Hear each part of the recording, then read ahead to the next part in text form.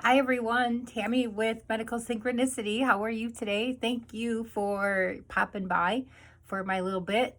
And I wanted to discuss today kind of like a touch base check in with myself and those that may come across this video of my journey, my self discovery, self realization, progress, I suppose you could say. I did want to start off with definition right away and then just kind of touch base on where I think some things that I've learned since I started just recording this. I've come a long way since I started, but I feel I use I a lot, don't I? Okay. Realizing the importance of this and the connection to seeing what we don't see and how much escapes our awareness from lack of slowing down and paying attention and taking time to get to know who you are, who I am. Okay, I'm going to go to me, to who I am really as a person. Merriam-Webster definition for self-realization is fulfillment by oneself of the possibilities of one's character or personality. And to not go into complaining, I just want to say I'm going to use a different definition that is right below it from themindful.com. Don't know who that is, but Merriam-Webster I think was a little too vague to, we could break it down, but I'm going to go with themindful.com. Self-realization is the intuitive understanding of self. It is a journey of self-exploration through awareness and recognition of individual potentials. I'm here, this journey and discovery that I've been working on has to do with intuitive understanding, intuition, introspect, things that I don't acknowledge that I had before. And I've, started my life coaching, like as myself as a consumer, being life coached because I was a C-level executive and I didn't know where to go next. I wasn't happy where I was. Integrity was a big part of who I am, and I didn't feel comfortable anymore doing what I was doing. So there was a lot of changes. Life coaching, I just cannot recommend enough for somebody that is lost and doesn't feel their intuition or isn't able to introspect, or somebody that can't even imagine what is for fun. I was at one time in my life coaching, it started a little over 2 years ago, and I was asked, well, think of a place you want to go. Where's your happy place? And I'm like, what? I don't have a happy place. We have them. We just, it took me time to realize what they may be, or even how to visualize something, and this comes with us. We're born with visualization and imagination and creativity. Just watch the kids around you, your own children, the kids drawing pictures with their chalk in the driveways, right? Or driving their cars on the rugs on the floor in your house. It started with me wanting, something was missing, and I was tired of being everyone else's me or Tammy, right? I was tired of being told what to do everywhere. And then I was pushing my way of life also onto those around me and my children and, our teammates, all these things. I know how to do my job, right? But when you lose a piece, I lost a piece of me. I mean, right? You lose a part of you when you don't know who you are, right? You're just that voice in your head that gives us these thoughts all day long and stories, and you don't know what's what anymore, right? Something's telling you something's not right, but then the rest of it is, this is how life is, right? Maybe I decided that this isn't how life has to be. Maybe I didn't decide at all. Maybe I was able to introspect enough to realize that this isn't the me that I wanted to be. It was the me that was created from need and necessity and trauma. And, we learn life lessons, which is fine. We learn not to touch the stove. It's hot. But is it always hot? Or we just think it's hot? How hot is hot? I wanted to be the me that I'm here to be, right? I knew that I had a, near-death experience, 16 years ago. And that, I think part of that stuck behind, just to say, you're not done. There's something here that you have to do that you haven't completed yet. All right. So self-realization came stronger in 2020. My time in life coaching a couple years ago, when it started, I had the same life coach for like 18, 20 months. And the self-realization part, I think it was kind of neat how the life coaching went through, because there were no labels. He was really cool about it that way. I didn't have any personality disorder, you know what I mean? Where we would self-diagnose ourselves because we're so smart. And if it's on the internet, it has to be true, right? So I thought that, I didn't introspect that until after, I'd moved on to my direction that I went. And, I'm like, you know what? He never did do that. When you see other people, when I'm deep diving into, why aren't more people self-realizing, right? And everyone's, I don't know, I'm working on me, right? That's the best I can do. And been watching a lot of philosophy, a lot of philosophers, people that introspect themselves and then are able to share the possibilities of our duality that we were created with. These, the yin and the yang, the good and the bad, the friction and the momentum. None of it, we can't have one without the other. So trying to be the best that we can be, but then knowing there's always going to be this aggravation, the sassiness, what would you call it? You got to cause trouble and create at the same time, right? It's just the way of our world, of our creation, I imagine. I did learn so far, even more so, the last month, right? I started doing these videos, watching the video replay, which don't count as views, by the way. My replays help me introspect further into my progress and my thoughts and my growth and my decline, right? We go up, we go down, we go up, we go down. And just to see that I'm trying to do the most good for the most people. I understand, or I've learned a lot. You guys, yoga, I'm sorry, I can't not say enough about self-realization than with just having quiet time with yourself. That's probably, and no thoughts, knowing how to chase the thoughts away.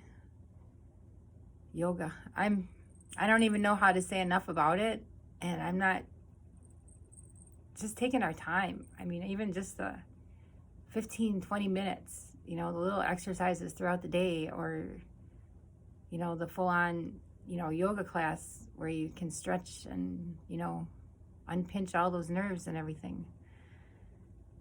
I learned the power of now. Right here, right now. Now.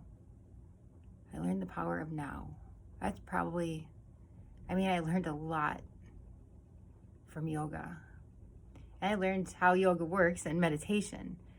But just knowing that we're here for a purpose, that's the closing on our meditation session is, may I fulfill the purchase for which I was born, is our affirmation that we do before we release, and wake up, or, that kind of thing, come back to real world.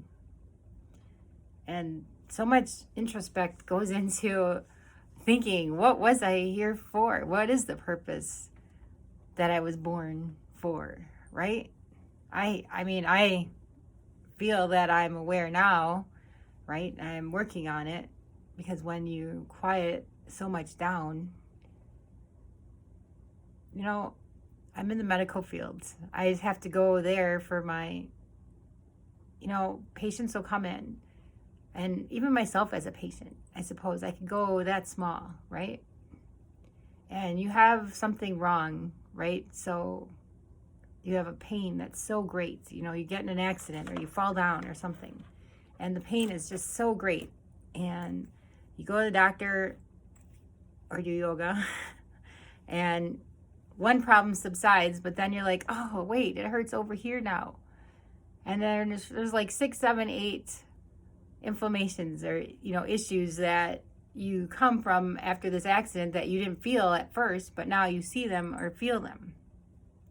And I think the relation between your own self-realization and quieting your mind is you have to first start quieting that noisy pain, right? Which would be the negative self-talk, which I can't stop enough about. And Eckhart Tolle also, I watch him a lot.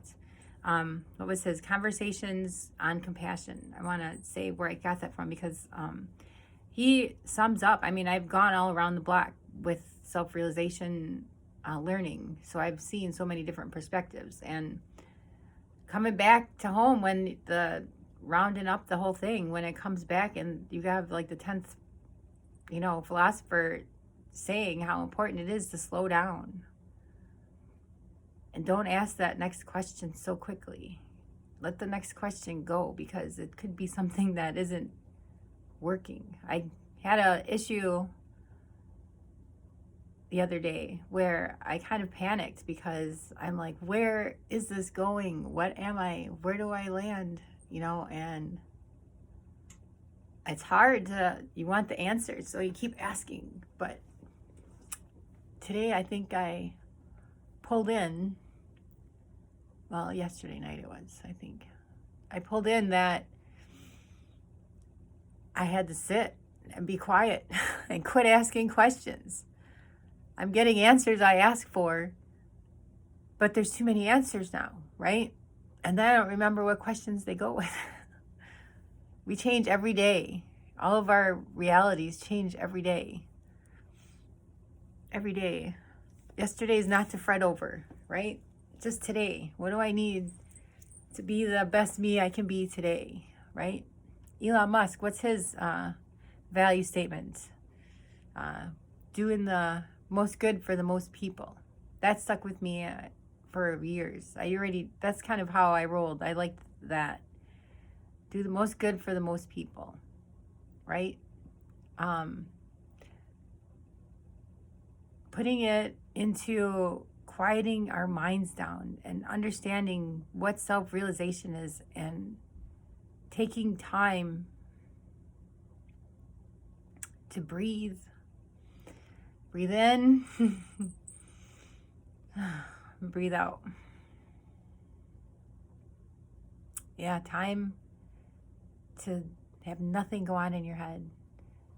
I made a video the other day and I said, if you have to put something in your head that's negative, take it away with another thought. And I think it was Eckhart Tolle that brought a good point today. He's pretty much on point with where I'm feeling right now. And he helped like connect some dots for me. So I would recommend, if you're want to start somewhere and you're not going to get a coach or anything, start going with the philosophers. I do have playlists on this channel that break up a lot of where my head's at and my research and what I work on for the most part. And realizing that just being quiet and breathing, that's what he did. Don't say more. If you have too many thoughts going on in your head, it's focus on your breathing, because you cannot focus on anything else while you are breathing. And this has to be a ritualistic training practice, because I do yoga and that's a lot of breathing. And I still get myself on my conversation loops in my head, and it drives me silly. I'm like, what the heck is going on with this? I'm breathing, can't you see? So I have to like stop myself after I scold myself, which I probably shouldn't be doing that. Stop myself, reconfirm and reconcentrate on my breathing, and just keep going, right? There's another philosopher, Dr. Joe Dispenza. He's a physician as well, and his was no shame, no blame, just retrain that brain, which is one of my inside mantras that I do myself when I start thinking about something that I did wrong, that I thought I did wrong, right? We all think we do something wrong and we don't know what's wrong, because we are our own worst critics, right? We criticize ourselves, and that's, I know, I try, and I'm a person that's somewhat aware of negative self-talk and when stuff's spiraling the way it shouldn't go, because it's a waste of time, right? I make mind maps. If it doesn't fit on the mind map now, it's easier to kind of like put it away, because it's not for solving a problem, right? It's for blame, right? No blame, no shame, no blame, no explain. Just retrain that brain. Dr. Dispenza. So do the most good for the most people. Retrain your brain. Breathe in, breathe out. Peace. You need quiet time and peace. Just try to stop so much from taking your attention from where it stops allowing you to move forward with unthought, right? Emptiness. Because we want empty. We're all too full. People are so full they don't have room, right? What do they say? Your cup's so full you don't have anything else, and you can't have any more in there until you empty some out. Kind of that way. Just know I'm still on my journey. I'm sorry if I'm too rough. That must be, what do they call it? You're causing your trouble with great creation, right? It's lighting the fire, just like fires get lit. I don't mean to stress, never stress. Just know that you can fix anything you want to fix. And whatever doesn't roll out in front of you, maybe you have to look to the side instead of directly in front of us, right? And I think maybe quieting our brain actually has us hear that there are things going on either side, right? That you need to look left or look right or up or down. So it's just my little introspect for today. Thank you for listening, and seek out what you want help with. It's there. Don't let people label you that you have diseases and have to go run to go get your brain checked until you see that you can't handle your own brain. I said don't do something, but it's an encouragement, a great encouragement to be self-realized and know that you just got to slow down and set your kid down. Your kid's freaking out. I think that's where timeouts probably came from, right? Just chill out. Think about how wonderful everything else is that happened in your day. That day, now, right here, in this present, right? Thank you for your time today. Two random acts of kindness, and make one of them for yourself, please. Give yourself the gift of time. The gift of time. You have it. You just have to make time for your time. That is something that is very realized and proven, that you have to make time for yourself time. Even if it's sitting in your car, in your garage. Not running. But you know the gist of what I mean. Just get some time to not think about problems. Your time away is to not go figure things out. It's just to sit there and just let the stuff go away and new stuff come in. All right? God bless you. Have a great day. We're almost to New Year's 2021. So hopefully everyone stay positive. Think positive thoughts. All right? Do the most good for the most people. And what were we saying? No shame, no blame. Just retrain that brain. Dr. Dispenza, thanks. All right. Bye.